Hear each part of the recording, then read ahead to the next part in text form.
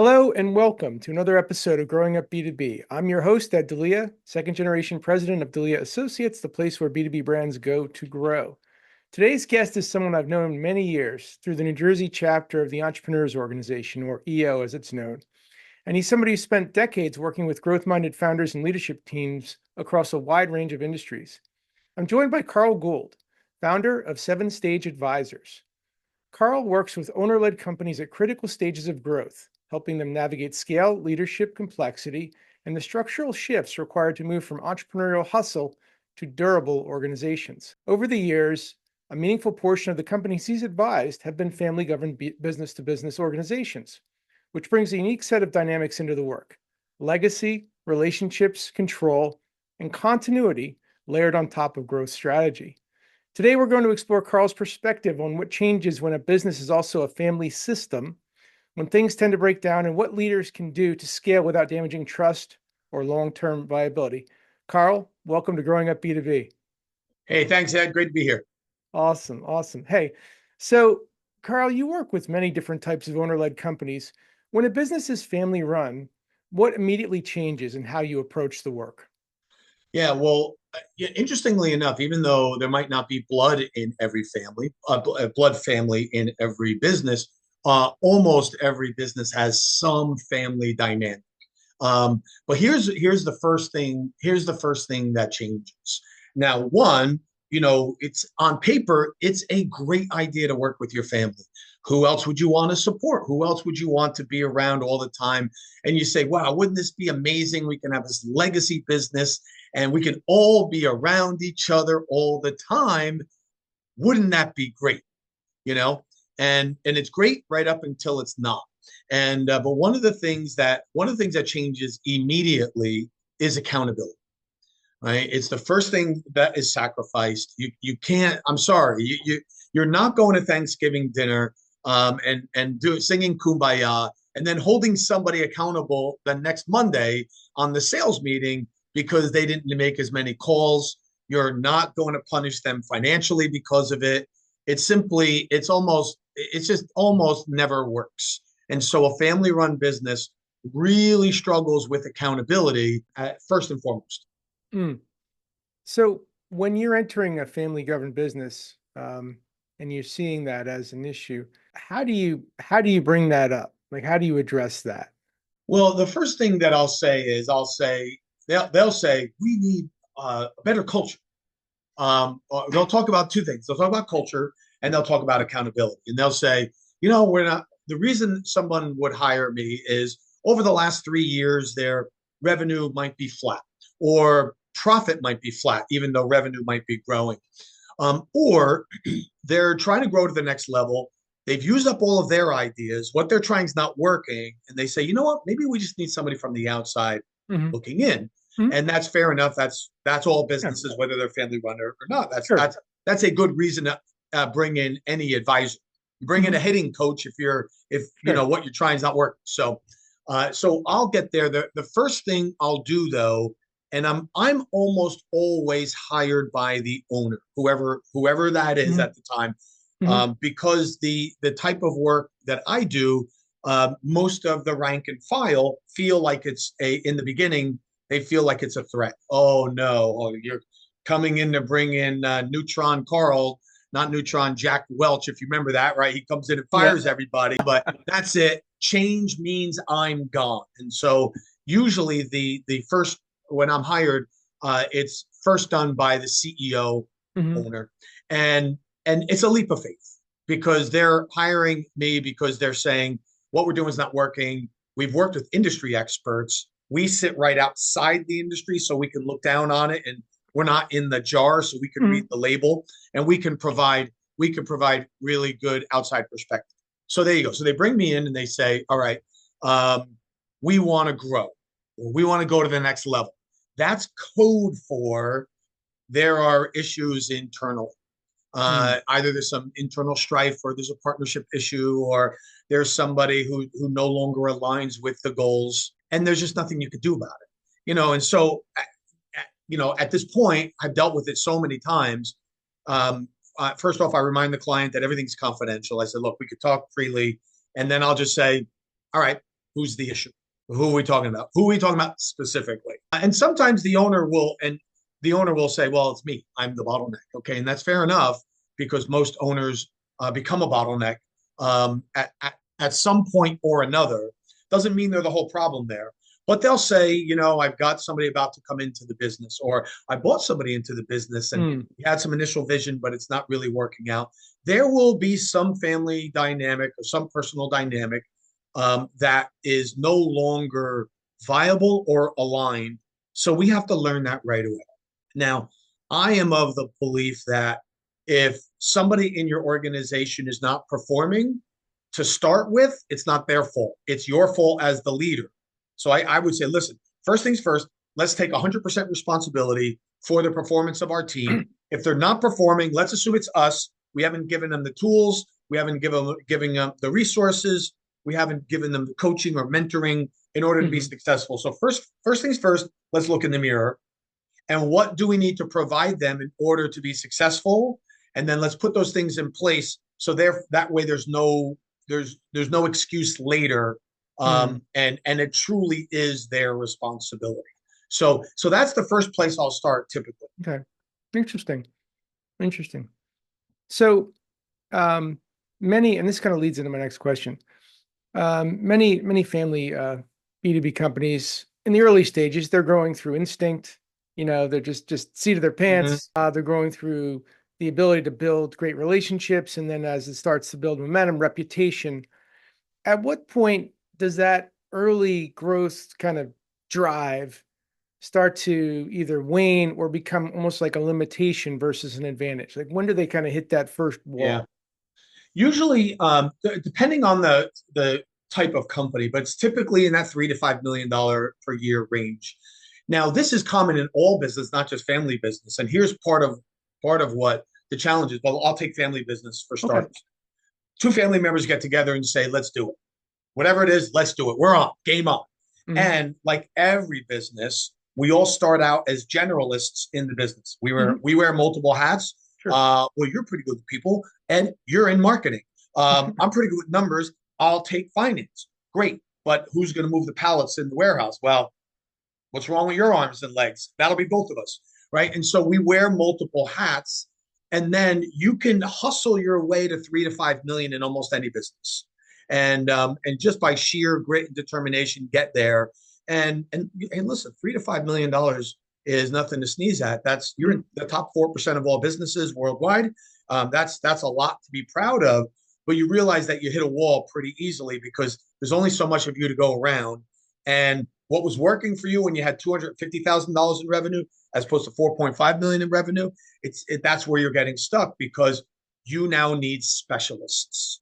So you Mm, hit this pinch point in that $3 to $5 million range where having a bunch of generalists, nobody knows marketing well enough to know how to do mm, Google ads. Nobody knows logistics well enough to get the best trucking and mm, rates, other than just calling around like, how much will you be? How much will you? Now they don't know how to synchronize routes and point of origin.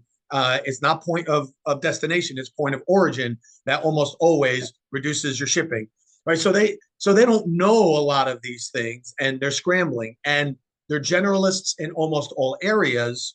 So that means there are challenges in almost all areas. So all of us being entrepreneurial and scrappy, while those are good attributes, they're not good techniques when you get to 3 to 5 million. mm. Interesting. So I think this also leads to my next question. And you certainly talk a lot about, and you're talking about it now, the stages of growth, right? Yeah, yeah. So why would you say that sometimes family run businesses struggle maybe more than others when, with the whole point of like recognizing that, hey, our current mode of operating is no longer working. We've outgrown it, or we're at a point where it's not sustainable. Why do they sometimes have a hard time coming to terms with that? Well, your the hard reality is if you were to fire everybody in a family run business and make them reapply for their job, many of them wouldn't get it. They wouldn't get the job. All True. right. We had a client once where I remember, sitting down with the family, and there's a young woman that was part of the family, and she was in-house counsel. And I said, oh, well, how did you end up as in-house counsel? She goes, oh, I went to law school. And I'm like, oh, well, okay, well, that makes perfect sense. I said, so you always wanted to be a lawyer? She said, oh, no, I was told to go to law school because we needed an in-house counsel. I don't really like being a lawyer and I don't really want to be in-house counsel, but it's what we needed. And I said, are you kidding? And she was like, no. And she was heir apparent to the business. And she's extremely talented. She may have been the strongest of the leadership team altogether. But she was in a position she didn't want to be in because she was kind of felt obligated to do it because they needed it in business. So she was groomed to be in-house counsel. She's like a teenager, you know? And so what tends to happen is in family-run businesses, we assign a role based on convenience or need, not talent and skill and propensity for the job. And so, we make people managers when they're not really managers. We make people, we put people in certain parts of the business because that's the opening that is there. And you do your best to try to match the skill set to what they're doing. But it's more important in that dynamic. It's more important that the person has a job and is busy than they can do the job, at least, for the family survival, if you will. And so it's oftentimes very mismatched who's working in the business and where, you know. I've seen it firsthand. I mean, for about 10 years or so, maybe longer, my sister was our controller. My sister was a chemical engineer by background. Right.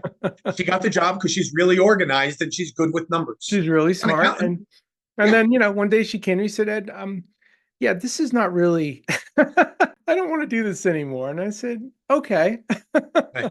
And bless her, how many years did she do it before telling you before that day? How many days? It was so probably at least, I'm going to say maybe 15, maybe 20. Right. I don't know. Right. And she hated it probably for 2/3 of that time. And so bless her heart, yes. She did it for a decade, gritting her teeth, wishing she wasn't in the role. And what did happy ending though? She went into a role that she loved and adored and built a career and retired happily. So it all worked out. You're think about this for a second. If I were to say to you, okay, let's create the model of a high growth business, good culture, and let's assemble that and let's take off. Would you have on the list multiple people who hate their role on that description of the business? You just wouldn't, so they do it out of obligation. And as good as somebody could do the role, they're really a steward of the role. They're not a driver of the role. That's very well said. That's very true. I'm sure your sister did a good job because she has high standards and she's very just organized. A pro. Right, but she just didn't want the job. And it's hard to be like passionate about something that you can't stand, 100% true. 100% true. One of the things that comes up a lot in this show is transition and what it takes. So as the outsider kind of looking in, Carl, when you look at a company that's, founder led, parent led, looking to maybe go to that next generation of leadership, where do you see success and failure there in terms of those businesses that do successfully transfer to that next generation, whether it be second or third or even fourth? There is a fundamental guiding principle in coaching that you set goals based on what you can control, right? A good goal for me would be, I say about myself, I want to lose 5 pounds. That's a goal I can control. It's personal to me. I'm in control. I can state it in the positive and I can take action. Mm-hmm. A bad goal is I want Ed to lose 5 pounds. I have no control over that. I don't even know if Ed wants to lose 5 pounds. I can't make him do it. And I'll be miserable if my success or my happiness relies on somebody else doing something. I cannot tell you, Ed, how many times I sit down and I ask a family-led business, parent-led, where I say, what are your goals? Oh, to get Jimmy and Janie into the business. I'm like, did you ever ask Jimmy and Janie if they want in the business? Oh, they've said that they want in the business. And I'm like, okay, let me ask them. Let me.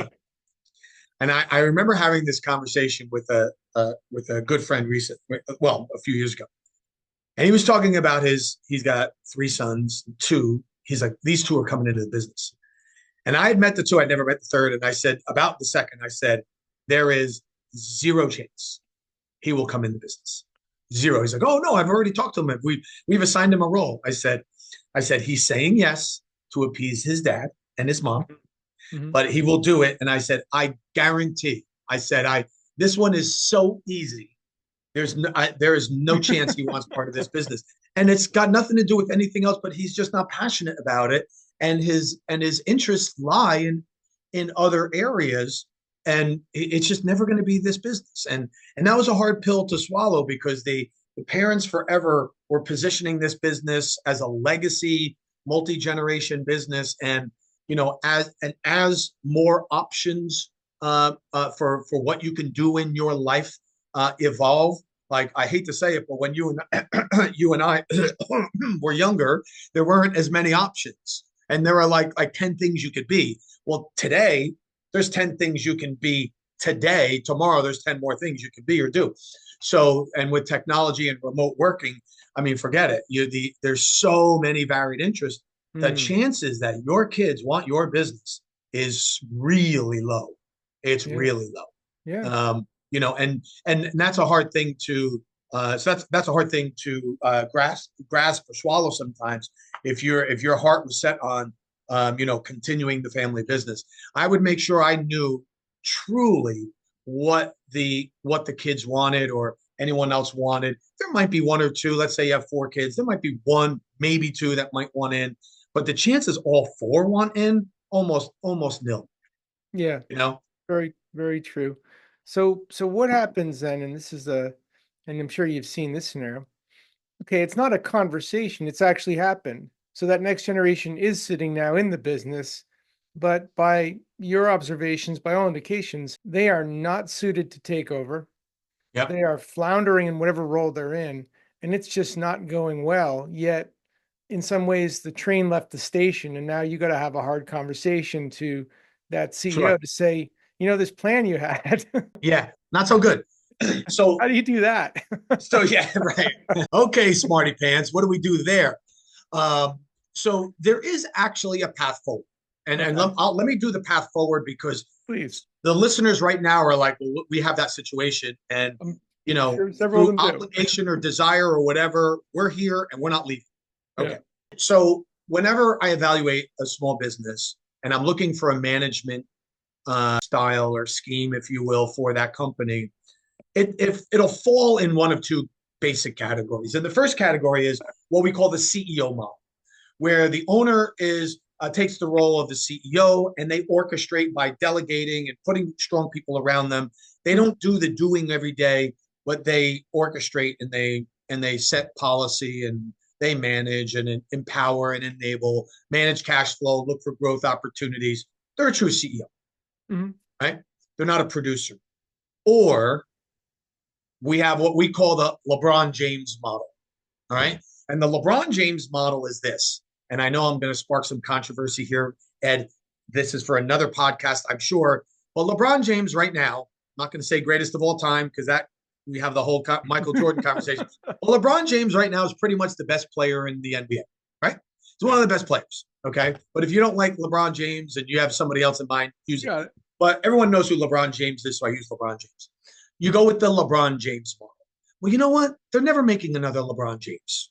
You can't scale him, right? So what do you do with him, the best player on the court? Do you take the ball out of his hands, make him CEO, put him on the sideline, and then have everybody else play?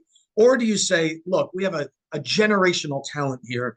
Let's give him the ball, get the hell out of his way, give him some good support players, and then we'll put somebody else on the sideline to be the CEO and run the business.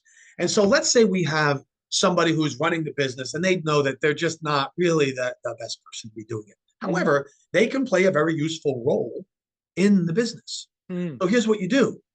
You fire them from being the CEO. They're not good at it. They don't do it well. But let's say they're good at sales, or let's say they're good in the warehouse, or let's say they're good at finance, or let's say they're good in operations or dispatch. Give them a job they're good at. Fire them from CEO and put a general manager, CEO there. And that person they get fired into their job, but they're also on the board to set policy because they're the owner, Mm. Yeah. right? Put them up in the owner's box, set policy, do all the annual strategic planning, the corporate objectives, then go back and do your job wherever that is. And then you have a general manager or CEO whose job is to, or president, whose job is to run the business. Mm, So if truly, the family members are untouchable, you go with the LeBron James model. You find where they can be good producers within the system. They still are on the board because they're owners. We'll put somebody else in there to run the business. mm, There's that option. If they were to reapply for the CEO job, they probably wouldn't get it. There's almost no viable scenario where they stay in the CEO role and the business survives. It mm. just it is so rare. And I'm usually the one that has to have that heart to heart. Like, I know you just hired me to advise your business, but guess who's the first person we're firing is? You can't do the role. We got to find a new role for you. And sometimes what we'll do is, and I love this when I see this in email signatures, and I tell my clients, I'm like, you got to stop this because it shows you don't know what the role is. I love it when a small business owner says, I'm president, CEO, and founder. I said, those are two different, like president and CEO are two totally different jobs. I said, CEO is much more of the ambassador, sovereign, face of the company role. President is a lot more tactical. Mhm. So if you're going to be CEO and there's no way around that, then let's hire a president. Let's hire a Yeah, president. They'll run the day to day, or make them COO or VP of Ops or something along those lines. GM, managing director, some managing partner, something along those lines. But get somebody in here who knows how to run the business because you can. You know, and that is that's a hard pill to swallow. But if they're bringing in somebody to give them guidance, there's a part of them that knows it's true, and they just yeah. don't know how to. They just don't know how to exit gracefully with dignity, and also reassure the company that they're on a good trajectory. This I've seen this play out a few times where Mm. ultimately, and a lot of times that CEO, Carl, is not a family member. They're an outside, right? You know, Best of all worlds, yeah, if that's the case. yeah. If you can get that CEO to take the job, because in all seriousness, they'll come in and if they're a pro, they've been through situations like this and they kind of know family dynamics. But if you can get that person who knows the dynamics and can come in and run the business, it's the best of all worlds because they're emotionally neutral. They don't Hmm. get caught up in the Thanksgiving Day baggage, the Easter or Hanukkah or family dinners, and they'll be invited to the barbecue now and again, but they're optional. They're not mandatory, Hmm. and they can be a good voice of reason. And Yeah. and so from that standpoint, that's a very healthy hire. That's a really good point. And I've seen it work. I've also seen it not work where, and I often wonder, and I'd love to get your perspective on this. So sometimes I think of it in the context of there's what I'll call a lifestyle business, and then I'll call like an enterprise business. Yeah, So there's a family, they're saying, we want growth, we want faster growth, we want to be bigger, what have you. Um, Nobody is really qualified or equipped to step forward. We're going to bring a CEO or a president figure from the outside to take us to the next level. And they do that. And the person starts doing what? They start instituting a lot of change and investing a lot of money and starting to make moves towards, I'll call it Enterprise Island. Somewhere before halfway in flight, somebody on the governing team or the board gets spooked and says, well, this is making us feel uncomfortable. Next thing you right. know, that hired gun is out of a job, and suddenly they're retreating back to lifestyle business island.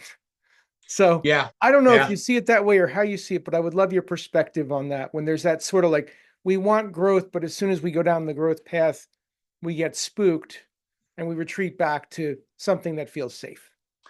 Yeah, in a lifestyle business and in many businesses, convenience wins out over commitment. Comfort wins out over commitment. Mm, Growth is insanely hard.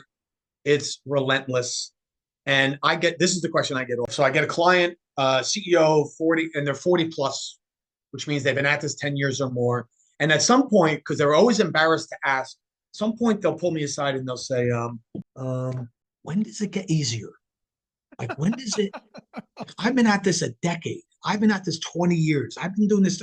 Like, at what point Do my close rates go up? Do the leads, like, does the brand kick in and people come to us? And I'm like, oh, you want the date? I got it. I said, never, never. I said, it doesn't get any easier. This is a competitive sport, you know, and everyone's out for your job. And it becomes more and more sophisticated and complicated to get the same result going forward. I said, that's why business, in many ways, especially in the entrepreneurial world, I love it so much because you really do get out what you put in. Hmm. And you can out hustle somebody. They could be better at what you do, but you could beat them on that day because I can get to that networking event 5 minutes before you. I could stay 10 minutes later. I can get that extra business card. I can get you. Yeah. And there's always someone who's watching you that says, I think I could do it a little better. I can automate this. I can add a system there. I can put a little tweak on it, and I can do an end around and I can get you. And so we hear that all the time, like they're and in a lifestyle business, we have a client right now that's rolling up accounting firms, and I so feel for accountants right now. Especially if they're over 50, because they thought, I've spent the last 25 years building up a book of business. I just want to ride it out. I don't want to change. I don't want to do all this online stuff, all this AI, this outsourcing, like, and and by the time they reach retirement age, their book of business will be decimated because they just won't be able to keep pace. They just Yeah. won't. And Yeah. I so feel for them because their entire life was leading towards that. I'm going to sell my practice for 1.2x annual revenue, and I know how much I'm going to make. And I bought the condo, and their retirement plans are flipped up, and they just don't have the energy to go through it. And so, a lifestyle business, convenience and comfort will be the champion. And so they'll come back and they'll say, this growth is uncomfortable. You need to be committed if you're going to grow and scale. Mm. It's one of the world's greatest challenges, and it's almost one of the world's greatest rewards. If you can get a business to scale, you are unfairly and exponentially rewarded because you're in the top 4% of all businesses. You get to 10 million or more, it's less than 1% of the businesses on the planet are over 10 million in US equivalent, Yeah. $10 million. So you are unfairly rewarded if you get to $10 million or more.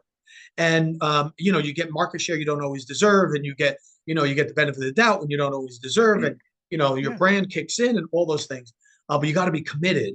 And there's it's a graveyard between 1 and 10 million, because you've gotten to that point and you figure, okay.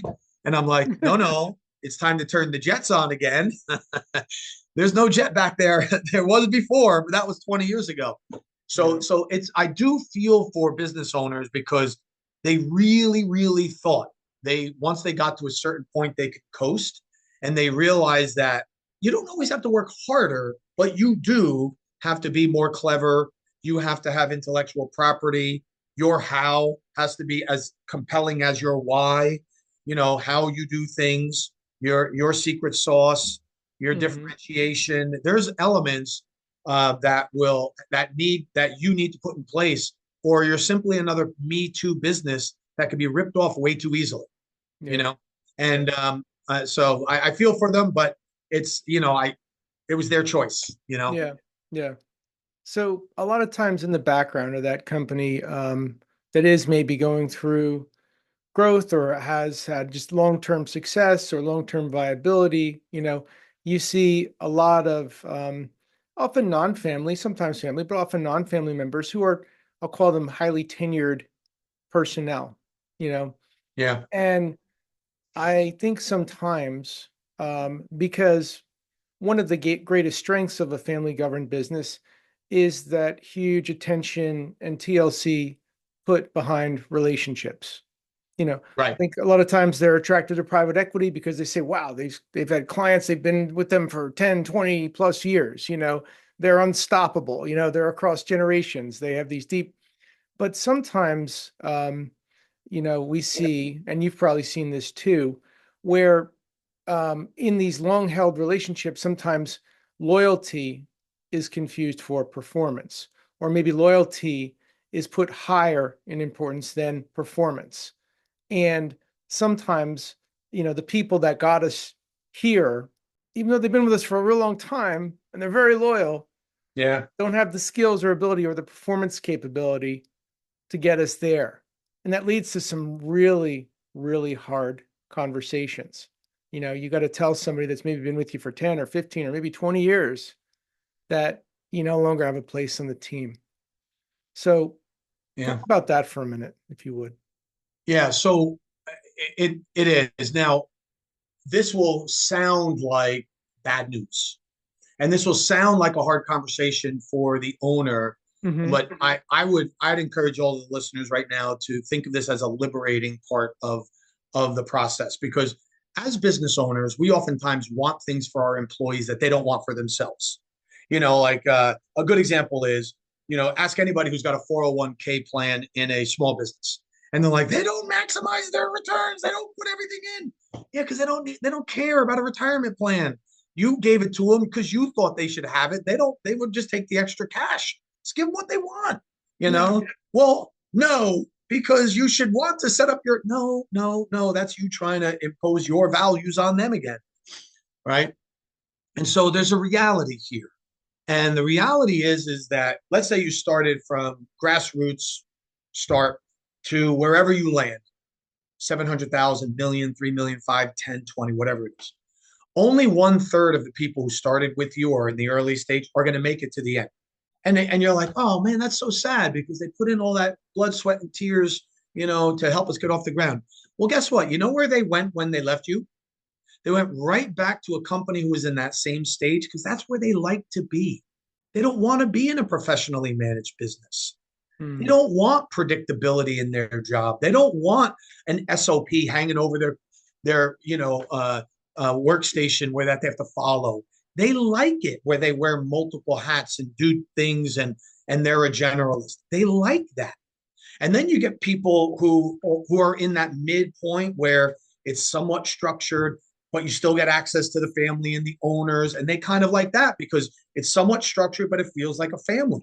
Well, I got to tell you, high performing enterprise level clients are not families. They are professional sports teams where it's merit based first and culture second, Mm. right? What do they say in sports? Winning cures all the arguments in the locker room. Sure does. Winning generates culture. And it's true. Like if you try to, now, if you want a winning team, the first thing you do is you set the standards and then you hire to the standards. You draw a line and you say, we're going to live above the line. Mm-hmm. That means our margin is over this, our revenue is over that, our net promoter score is over this, and we have all of our metrics above the line. And if you can contribute to them being above the line, rest assured you got a job next year. If your particular part of the business is below the line, yes, you should be worried. And it's Yeah. just the way it goes, Mm-hmm. right? So when you go through these different stages of development, you're gonna have different kind of employees. Mm-hmm. So if you're in a small business, you're a $5 million company, and you hire somebody who's a CEO from a $100 million plus company, they will struggle because they're used to having all this support system around them.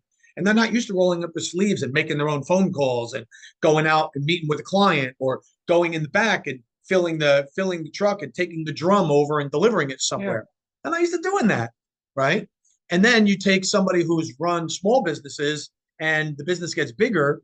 And what are they doing? They're running around doing everything, and they have a whole team of people sitting waiting for instruction that they never get, you Yeah. know? And so just understand that as an owner, not everybody's going to come with you and they don't want to. So stop trying to drag them along. Get used to this. All right. I know it's hard. I know it's hard. Ed, you and I talked about this. It's a hard expression to say as an owner. You don't like to say it, but when somebody's giving you I think it's time to go, just say this: I accept your resignation.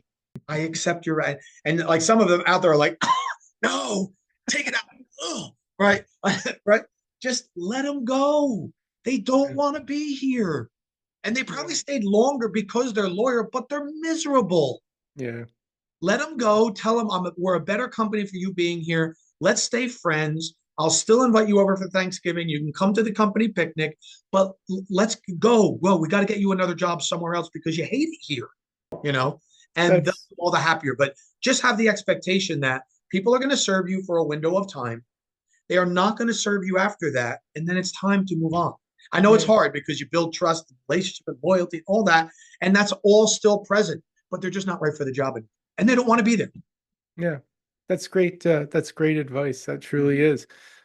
Speaking of letting go, you've probably seen this too, but love to hear your perspectives. So you're in a family business dynamic and there's the founder, right?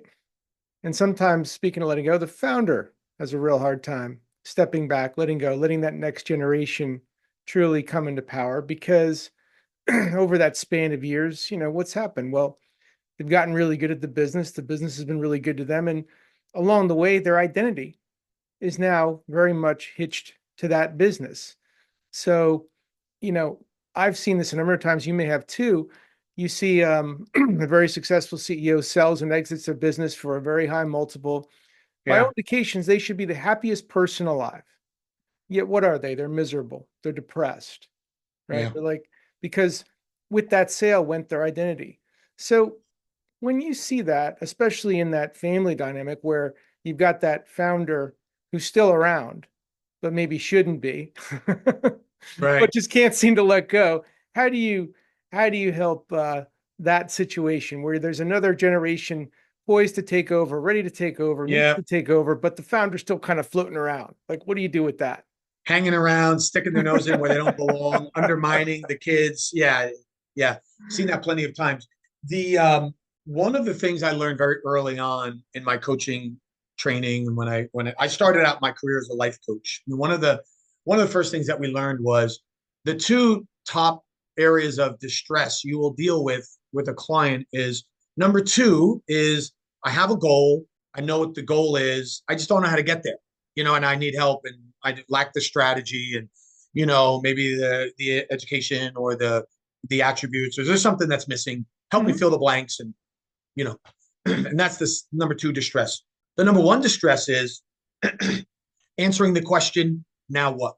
So I've hit my goals. I've gotten the things that I set out to get, but I now don't know what to do with myself. That's the number one distress. And so what we need to do is we need to step back from the business for a moment and create their life plan, because the business, like you said, is tied to their identity. It's tied to their feeling of self-worth.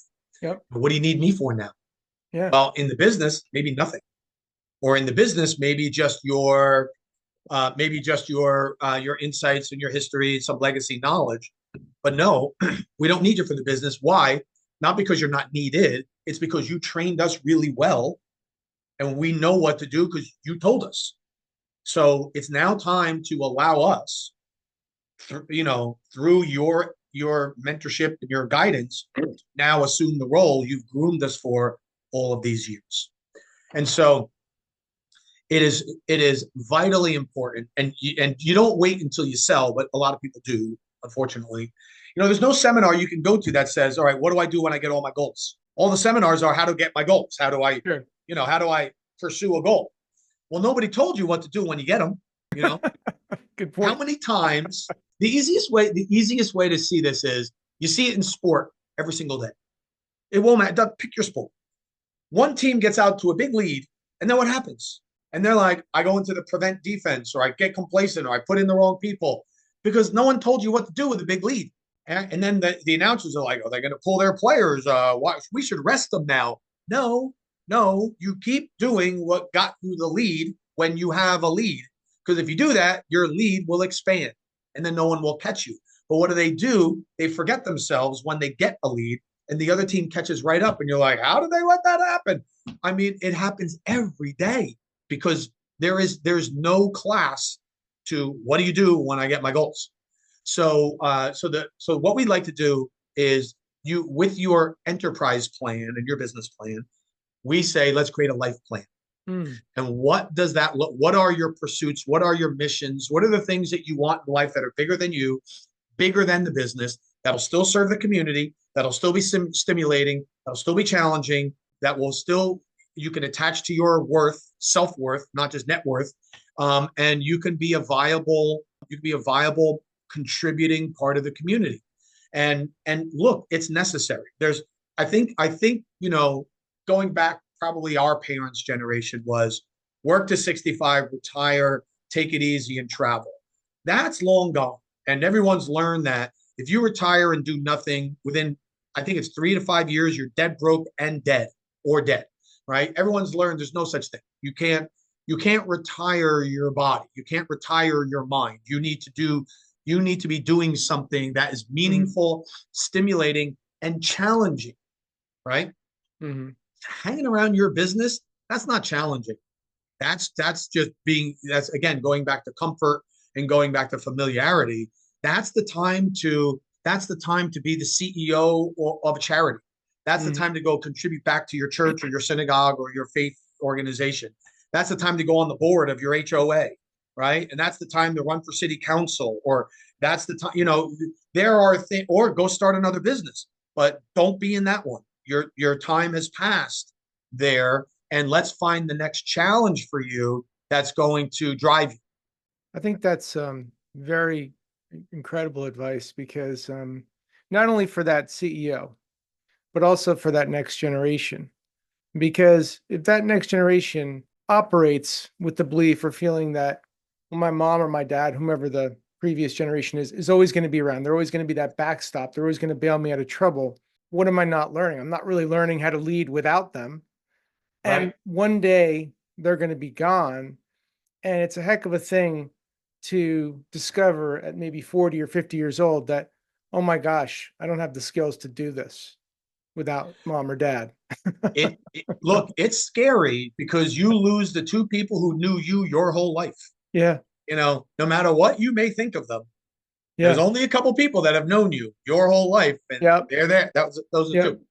Yep. So now it's a legitimate fear that I don't know what to do. I remember, for those of you that have had kids, you'll relate to this. I remember the first day taking our daughter home from the Hmm. hospital. Like, we had nurses and doctors all over us, and then they put you in the car and you get home and you're looking around and you're like, yeah, nobody here but us. Like, what's this whole parent thing? Like, that little thing in the swaddled in the blanket looks like it needs us, and we're clueless. Um, Yeah. right? I was So, clueless times too. We had twins. So yeah. oh, my goodness. Oh, wow. Woo. All right, game on. Double trouble. Yep. Um, but yeah, so the two most unqualified people in every business at any given time are the following.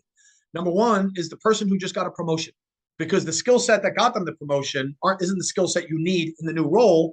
So for a period of time, you're not qualified for the role you have.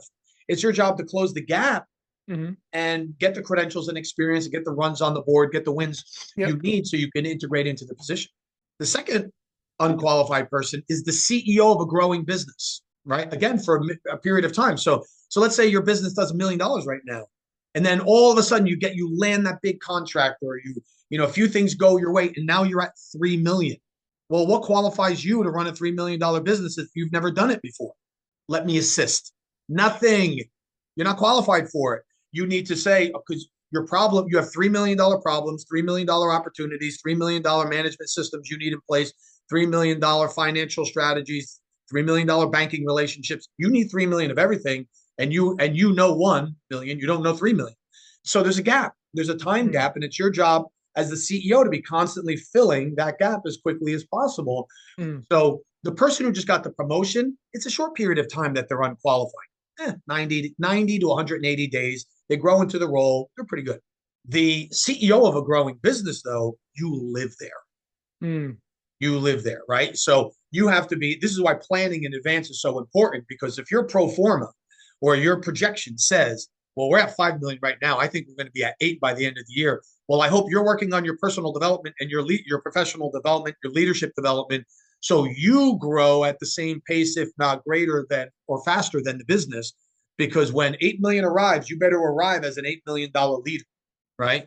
And so Mm. that's where the challenge comes in, is that you're constantly being stretched, and you can do this CEO gig or this founder gig two ways. One is you could try to keep up, or the other way is you can get ahead of it and always be improving, so that you're running side by side with the business itself and consequently leading it there. Great. Another great point. Thank you so much. Carl, I feel like we could talk for days, but do have to wrap up here. But this has been a great discussion. And one more question. You brought forward so many points. I know that online you have many great resources available to people that would want to learn more about you and the work that you do. But if I could ask, if one of our listeners wanted to learn more about you, connect with you, or learn more about the work you do at 7-Stage Advisors, what's the best way for them to get in touch with you? Yeah, great. So the easiest way to reach me is on my personal site called carl360.com, CARL360.com, the number 360. So carl360.com, go there and just hit me up there. Just let me know that you saw the podcast. And as a gift to your listeners, we'll do what we call a free business analysis. In other words, it's a 2-hour in-depth consultation. We take you through a 4-page process where we have a formula that shows you how much money you're leaving on the table in your current business model based on how it's being run.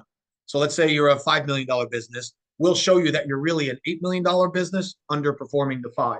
And we have a very specific formula. We'll take you through that and you can see where you should be spending your time and effort and energy to grow the business and get it back up to its potential.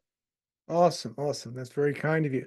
So, Carl, thank you so much for such a great conversation, your thoughtful perspectives, your insights about how growth really works, and the real pragmatic truths about growth and what it means and what it doesn't mean, especially when business leadership and family dynamics are all in the mix.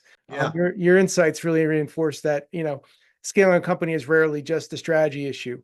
It's a lot more to it and a lot more to consider. So again, we've been speaking with Carl Gould of 7-Stage Advisors, and I'm your host, Ed Delia, and this has been another episode of Growing Up B2B. Thank you so much for listening, and we'll see you next time. Carl, thanks again for being with us tonight. Thanks, Ed. Thanks for having me. All right.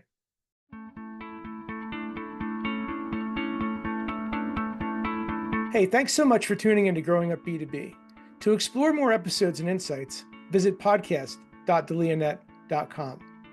And if you've enjoyed this episode, please give us a rating or review on your podcast platform of choice. Having worked with hundreds of family-led businesses across my career, and being a second-generation leader myself, I'm on a mission to help every family business I meet achieve next-level growth for their organization. So feel free also to connect with me on LinkedIn and let's support each other. You can also find out more about my company at delianet.com. Again, I'm your host, Ed Delia, and thanks so much for joining us today. Take care.